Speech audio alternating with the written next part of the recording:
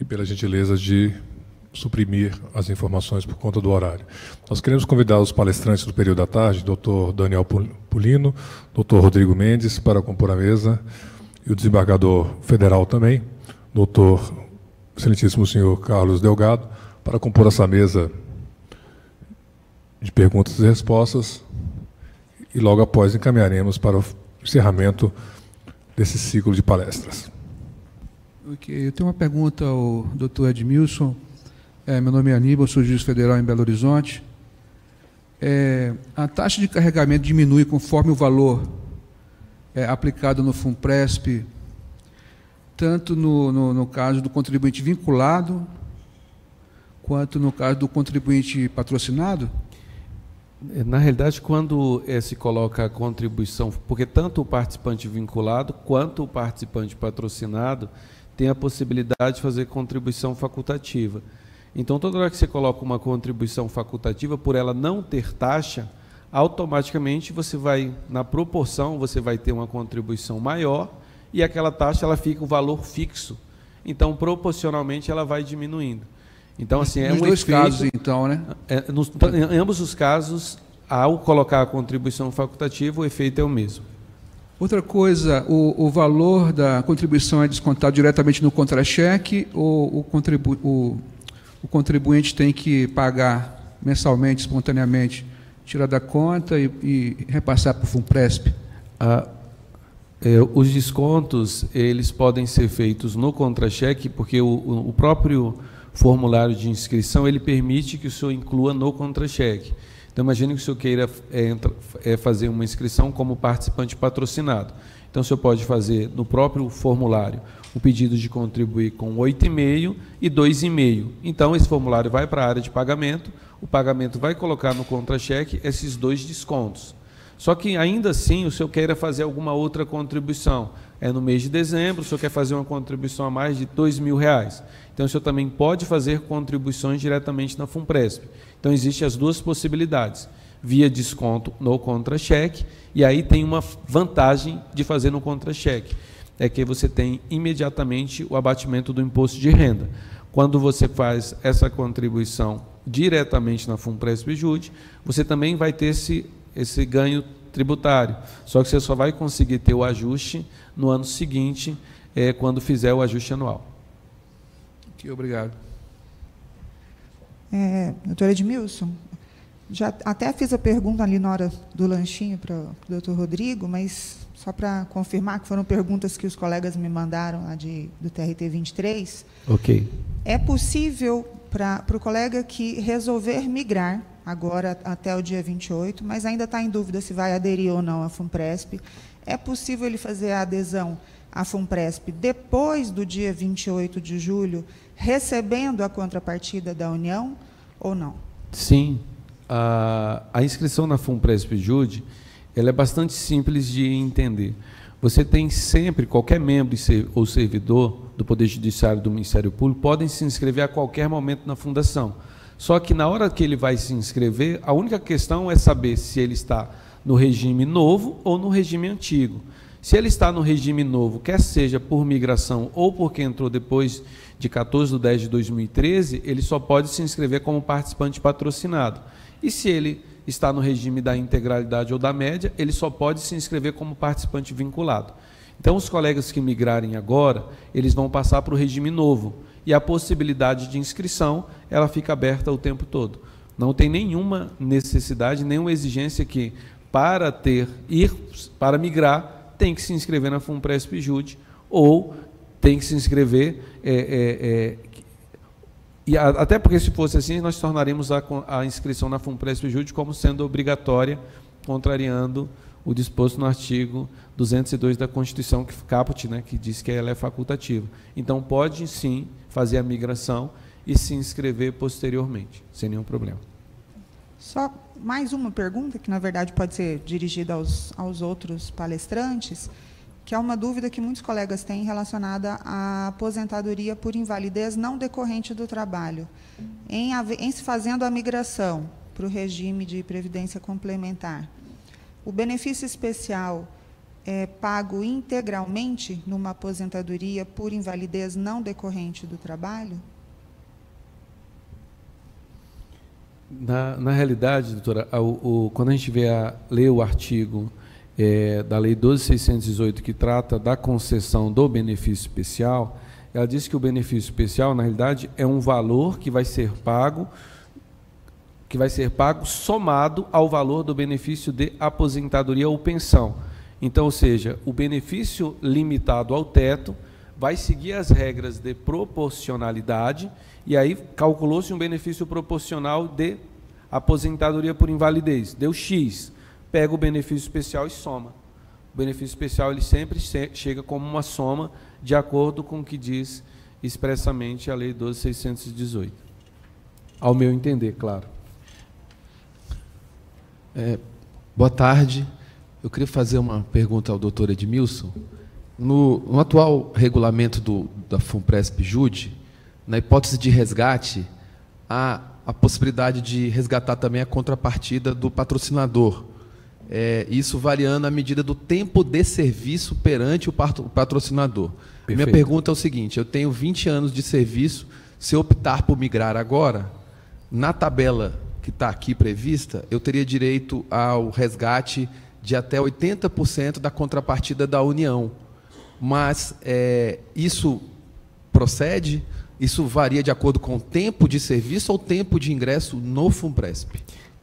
Esse ponto, nesse momento, nós estamos com o regulamento do plano de benefícios na Previc para alteração, e uma das alterações é exatamente essa. É porque o que acontece no regulamento original, no primeiro regulamento da Fundação, foi colocada considerando o tempo no patrocinador, nos patrocinadores. Só que isso é um dado externo à Fundação de difícil controle. E aí o que acontece? Por conta disso, foi proposto que se colocasse no regulamento do plano que fosse o tempo de vinculação ao plano, até para trazer isonomia de tratamento com relação a todos aqueles que se vincularam e com relação a essa regra. Então, muito provavelmente no próximo mês, nós já vamos ter o regulamento alterado pela Previc, e nesse ponto vai ser de vinculação ao plano.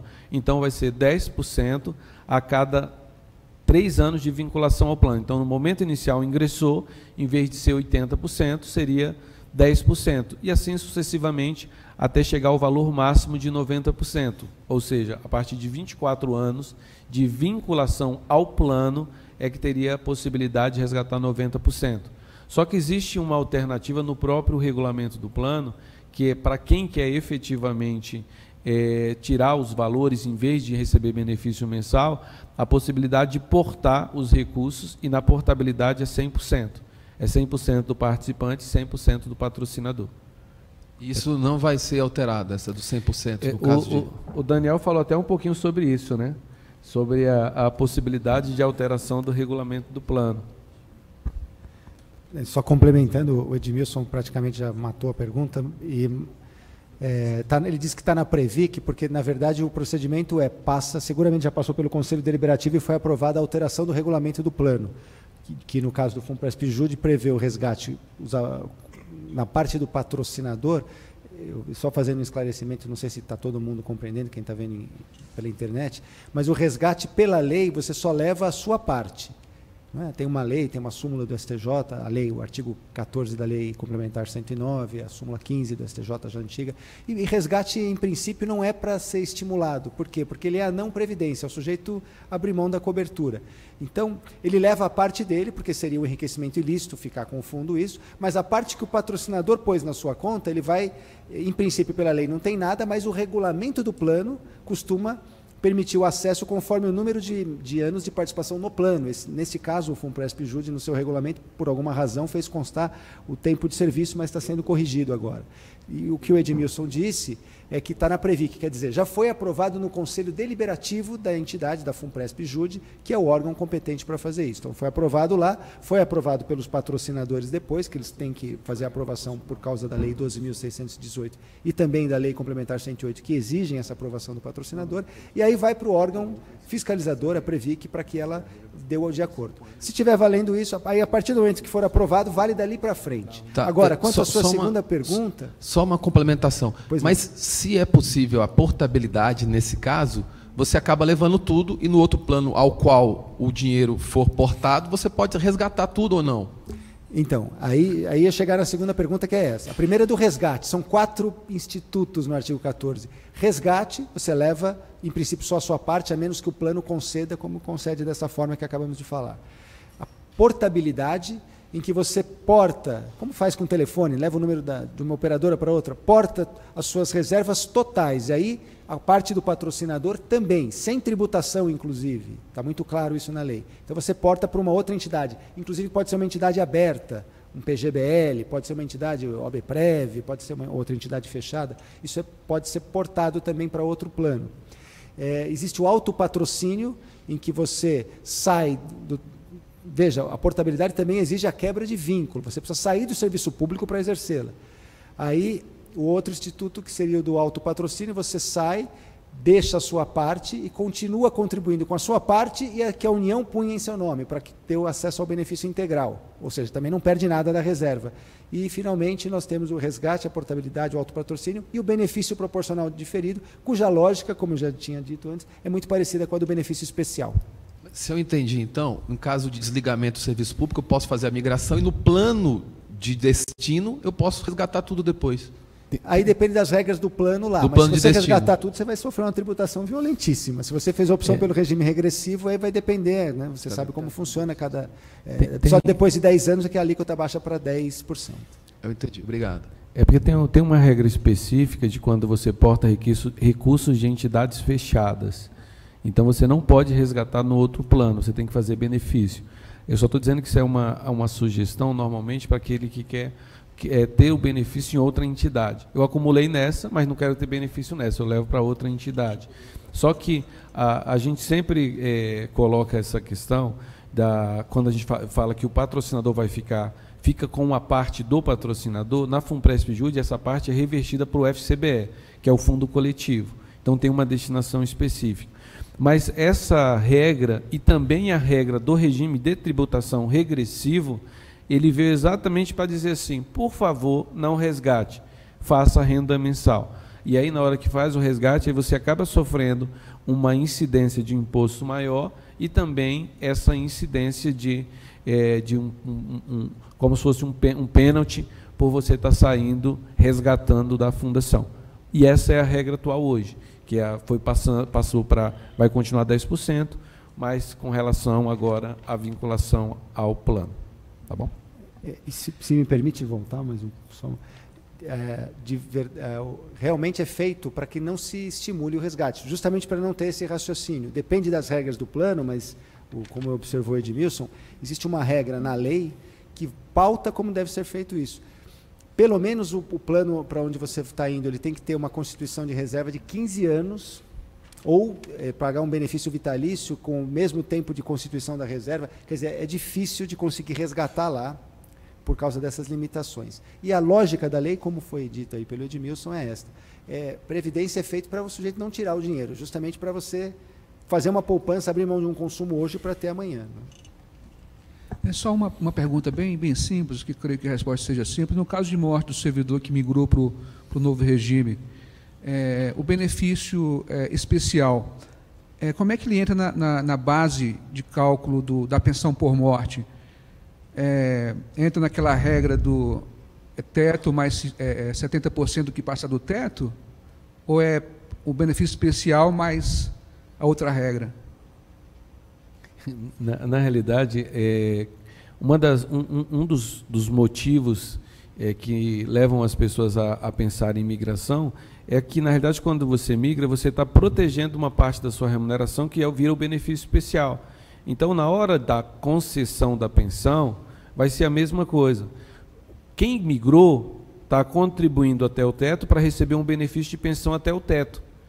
Eu contribuo até para receber um benefício de pensão até o teto. Então, na hora que faleceu, vai se olhar a regra do teto para a concessão da pensão. Aí vem a regra de cálculo do benefício de pensão, é o teto, e a esse benefício calculado por essa regra, vai ser somado o valor do benefício especial. O benefício especial é soma. em valor de benefício de aposentadoria voluntária, compulsória, por invalidez, ou do benefício de pensão por morte. Todos esses limitados ao teto.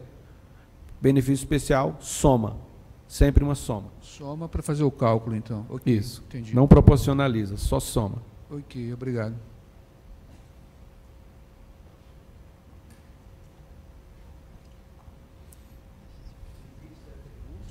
Mais uma aqui. Para o doutor Rodrigo, o senhor, na palestra, foi até uma pergunta que me pediram para fazer essa pergunta, uma pessoa lá da minha seção judiciária que já recebe o abono de permanência. O senhor falou que seria muito interessante para essas pessoas que recebem o abono de permanência pensar na migração. Eu não compreendi direito como ficaria a sistemática do recebimento do abono de permanência, porque se o abono de permanência ele é criado para incentivar a permanência no serviço público mediante o pagamento do mesmo valor da contribuição previdenciária, se houver a migração, o abono de permanência vai ser pago nos mesmos termos antes da migração? Porque a contribuição mudou. Eu estou entendendo a pergunta. A questão do abono de permanência é o seguinte: o servidor, hoje em dia, é obrigado, queira ou não queira, isso o pessoal que está no regime antigo, não estou falando de quem efetivamente migrou para o regime complementar. Mas, queira ou não queira, você tem que descontar 11% de todo o seu contra-cheque como contribuição previdenciária. Só que a partir do momento que você implementou todos os requisitos para aposentadoria, o que é o abono de permanência? O abono de permanência é o governo dizendo, olha, você já implementou, eu já estou com o saldo aqui em conta para dar a sua aposentadoria. Então, eu não vou mais descontar esses 11%. O abono de permanência nada mais é do que a restituição do valor que você estaria pagando. Se você migrou para o regime de previdência complementar, você não está mais pagando 11% em cima do seu contra-cheque. O mero fato, todo mundo que migra já tem abono de permanência pelo simples fato de já não estar pagando mais o valor para o governo, só paga se quiser, só paga se adentrar no FUNPRESP, só paga se entrar num regime de previdência complementar. Então, assim, se o colega está recebendo abono de permanência e migra para a previdência complementar, ele não vai receber abono de permanência, mas ele vai deixar de ter os 11% descontado no contra-cheque, o que numericamente causa o mesmo efeito. Então, ele não vai perder o abono de permanência.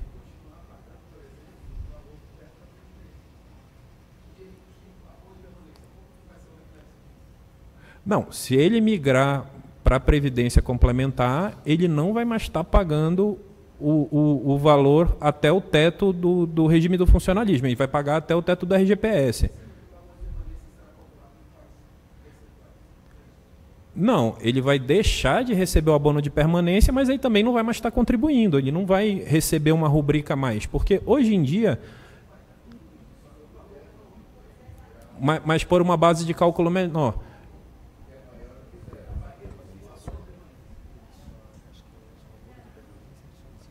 Eu estou entendendo. No caso, ele estaria contribuindo a... Sim.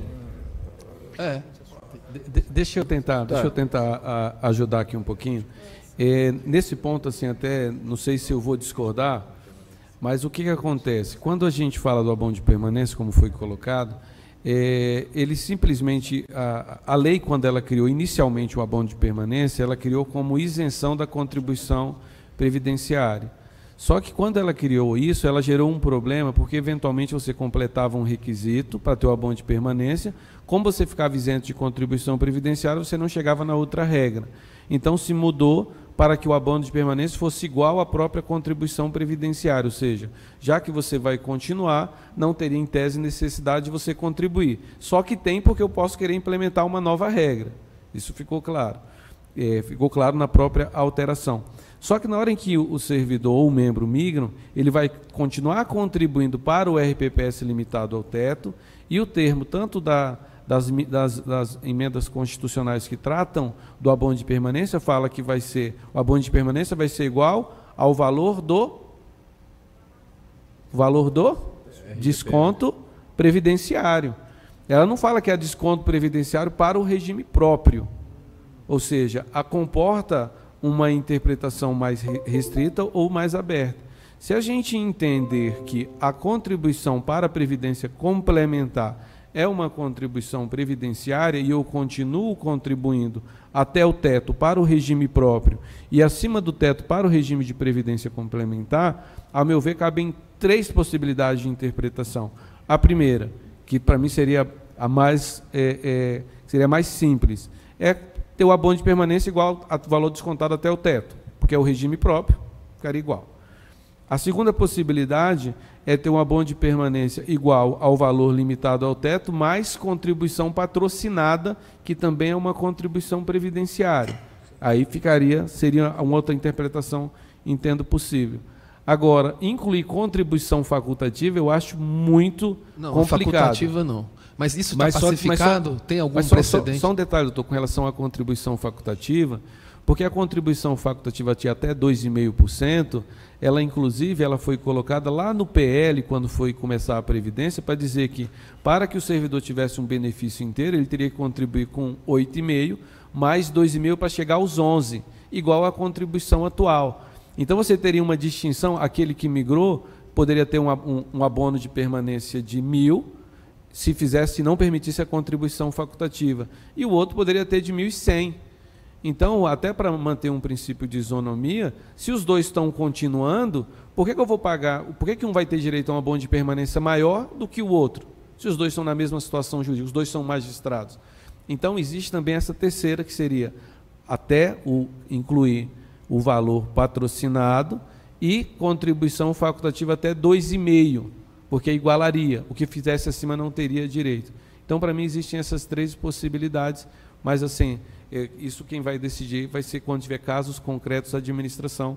Entendo possível ter o abono de permanência pela estrutura hoje do que está dito na emenda constitucional, lógico, com vênias de quem entende em sentido diferente. Só complementando, uma situação recorrente que eu estou vendo que alguns colegas perguntam, a instituição do regime de previdência complementar é um fenômeno novo, então naturalmente, algumas perguntas não vão estar ipsiliteres na lei e a gente não vai ter uma resposta clara.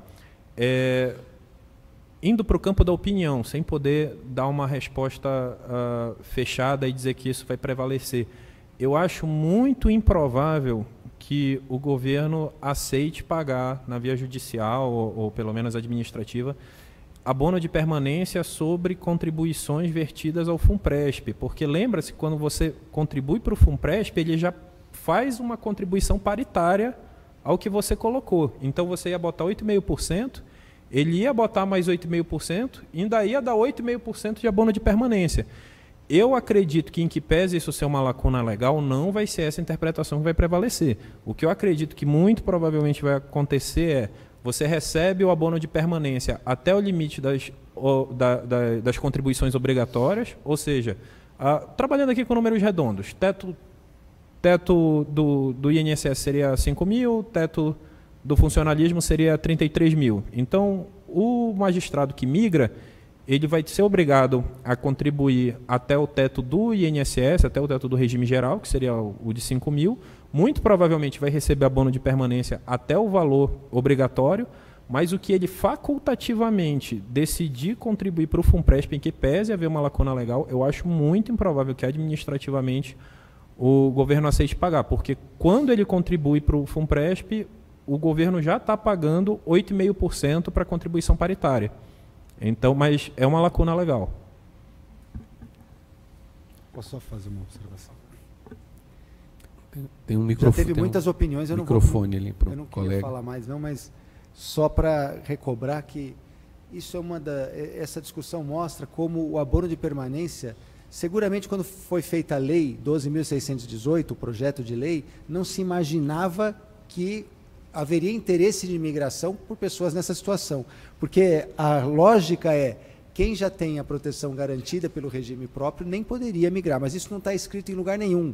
Daí havia uma dificuldade eu não acho impossível, como eu disse, que alguém coloque essa objeção mais para frente, mas vai haver uma dificuldade que a lei não proíbe. Só que a lógica não é feita para isso, tanto que dá esse tipo de problema. Com certeza. E eu queria fazer uma outra observação quanto à primeira pergunta, eu não sei se me perdoe, não sei se o Edmilson falou disso, mas a pergunta que veio sobre poder haver a migração depois do prazo de 28 de julho. Não é a migração, é a inscrição na FUNPRESP. A inscrição na FUNPRESP. Migra antes, não se inscreve okay. agora e... só adesão ao plano. Adesão que é depois... Entendi. Ok. Pois não, doutor? Boa noite. Minha pergunta é para Edmilson. Nós temos uma perspectiva aí de emenda constitucional que proíbe, basicamente, a nomeação de novos servidores no Poder Judiciário, basicamente, no Ministério Público da União. Como enfrentar isso numa perspectiva de 10 anos, que congela nomeações, novas nomeações? Nós temos hoje 10 mil e alguma coisa 10.300 participantes. Tem perspectiva disso? Como é que está? Algum estudo sobre isso?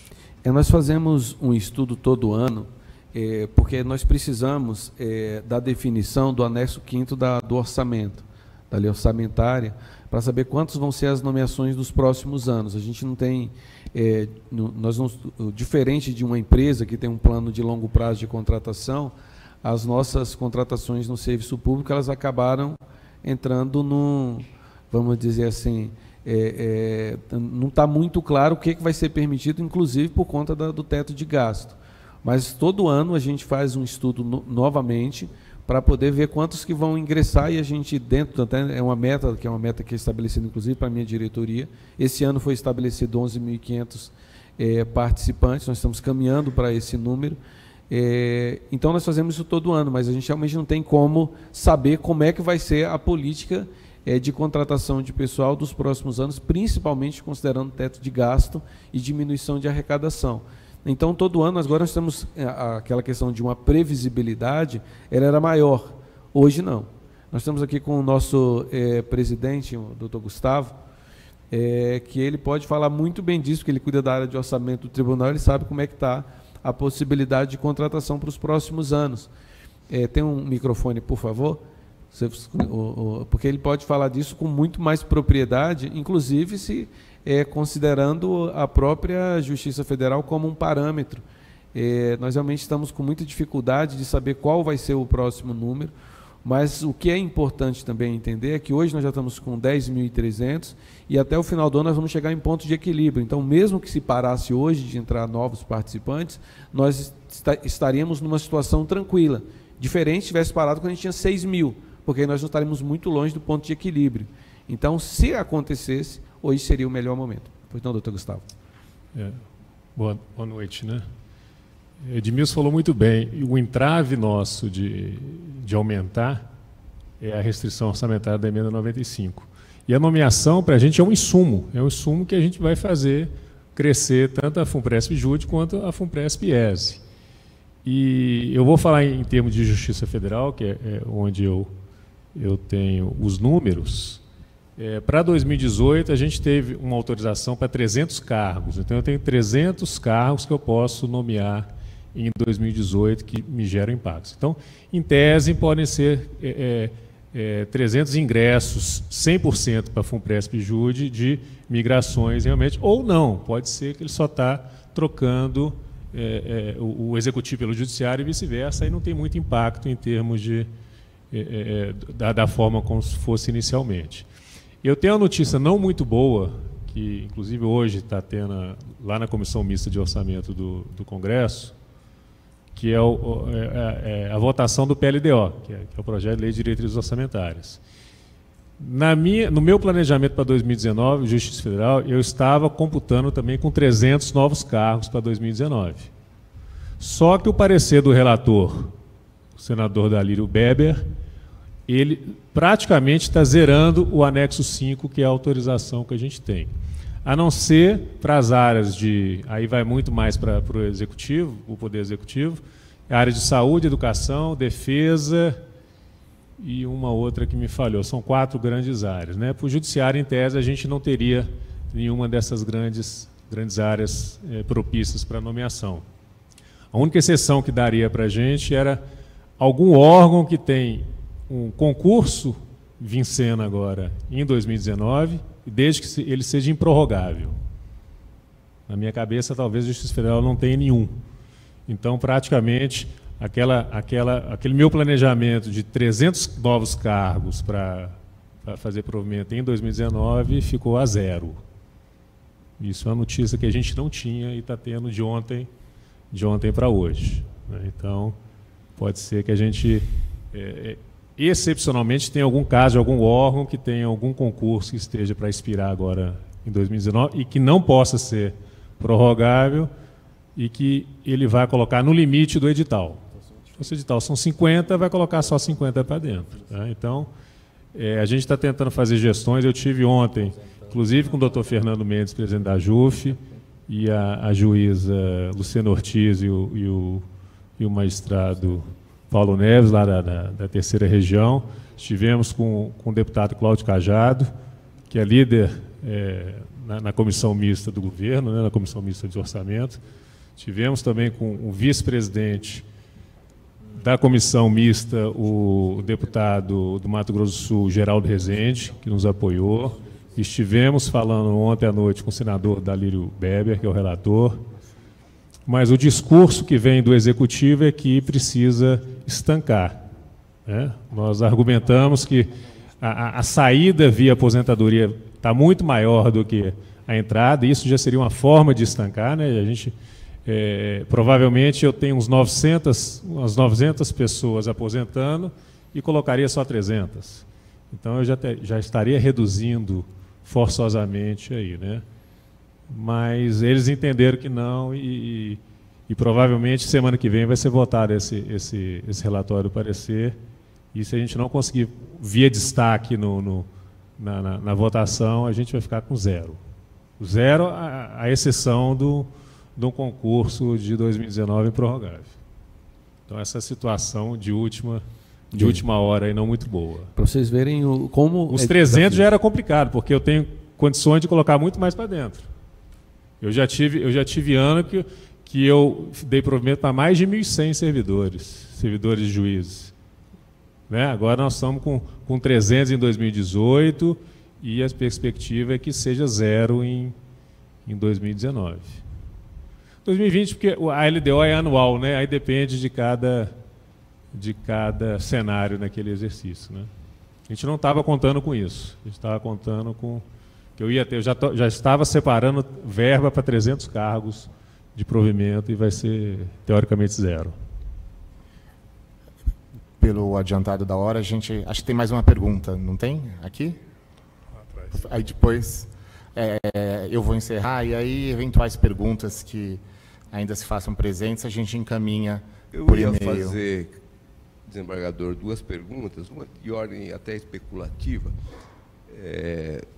Fazendo diante do cenário que o presidente traçou, qual a perspectiva que a FUNPRESP teria para os próximos anos? Assim, poderia se comparar a FUNPRESP, a Previdência da Caixa, a Previdência do Banco do Brasil, da Petrobras, etc.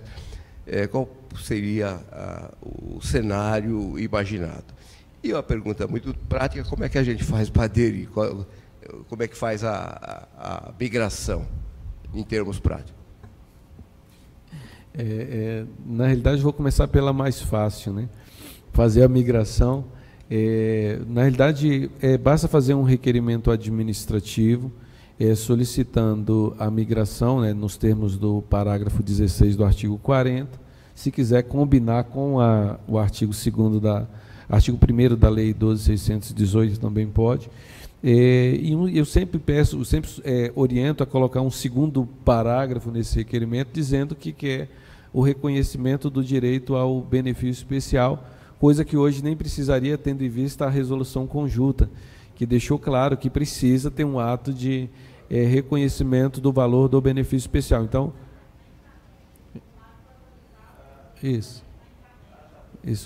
e aí tem esse requerimento que alguns patrocinadores fizeram um formulário, né, um formulário específico, que é só fazer o pedido. É engraçado, tem alguns órgãos que estão fazendo um formulário de renúncia. Você fala que você renuncia ao regime anterior, então você está invertendo a lógica. Mas o que é importante é ter um requerimento administrativo para fazer isso, e a nossa sugestão também é que na mesma data, na hora de que entregar esse requerimento administrativo, também entregue a ficha de inscrição àquele que pretende se inscrever na FUNPRESP-JUDE. E nesse ponto, a nossa também sempre orientação é sempre marcar o regime de tributação regressivo e fazer também sempre a contribuição de 8,5% e 2,5%, para fazer a mesma contribuição que se faria hoje, isso como sugestão. Fiquem à vontade para fazer da forma que acham mais adequado. Com relação a o que a gente entende que a FUNPRESP-JUDE vai se tornar nos próximos anos, eu sou muito suspeito de falar disso, porque eu estou atuando na Previdência Complementar desde o projeto de lei. Então, participei de toda a criação da Fundação. A logomarca da Fundação foi eu que fiz, junto com minha filha Arxa, de 3 anos. Brincando, a gente criou a logomarca, a Fundação aceitou e hoje está lá. E depois vocês podem olhar que é como se fosse um orelhão, né, que é o F da Fundação, protegendo o servidor, que é o J, que é o servidor do Poder Judiciário, ou membro do Poder Judiciário. A gente criou essa ideia.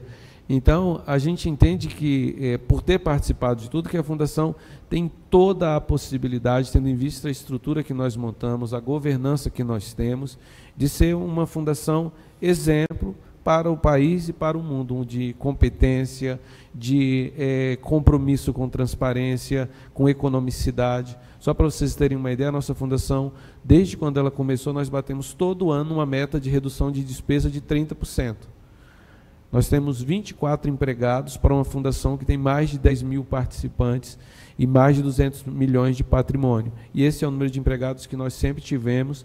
Nós investimos em treinamento, nós investimos em capacitação técnica dos empregados, para que a gente possa ter uma quantidade mínima de empregados, dando o melhor resultado possível, para que todo mundo tenha um benefício adequado no futuro. Então, nós entendemos que a FUNPRESP-JUDE, até hoje, não só a FUNPRESP-JUDE, mas como as entidades de previdência no país, têm dado um retorno muito adequado, e quando dá um problema, a gente sempre sabe que a gente sempre tem por trás, a gente consegue descobrir o que efetivamente aconteceu, que é uma pena, mas a grande maioria das entidades dando um retorno adequado e fazendo com que o país, inclusive, cresça, porque trazem também o que a gente chama de economia interna, né? Poupança interna para o país. Tá bom? Bom, antecipadamente eu peço desculpas aos que nos assistem aqui presencialmente pela internet por ter que encerrar as perguntas. Entendo a relevância do tema, não ia deixar a gente sair daqui. Não ia deixar a gente sair daqui porque é uma opção muito cara ao servidor público. Mas aqueles que ainda tiverem perguntas podem encaminhar as perguntas para a JUF e a JUF repassa aos palestrantes para que a gente depois possa encaminhar as respostas. Bom, antes de mais nada, eu queria agradecer imensamente aos nossos palestrantes, aos palestrantes da manhã, doutor Fernando, doutora Caroline, aos nossos palestrantes da tarde, doutor Rodrigo, doutor Daniel, doutor Edmilson, pelo empenho, pela disponibilidade e pelas informações valiosíssimas que os senhores trouxeram aqui para a gente, porque sem essas informações seria impossível que a gente pudesse tratar esse assunto racionalmente. E é um assunto que é tratado com paixão, com muita paixão. Por quê?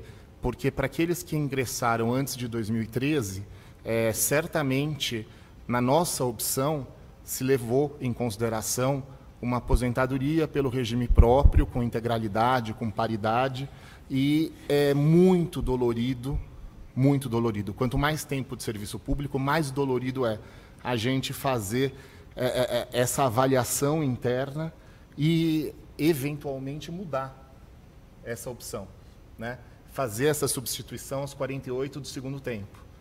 Então, as informações, creiam-me, foram absolutamente relevantes, necessárias, para que não só os nossos associados, aqui eu acho que eu estou falando em nome da JUF, mas acho que eu posso agradecer em nome do Serviço Público Federal, porque nós abrimos, inclusive, para todas as outras carreiras jurídicas, nós abrimos para servidores de todos os tribunais do Ministério Público Federal, justamente com esse objetivo, trazer as informações necessárias para que essa opção possa ser feita de forma racional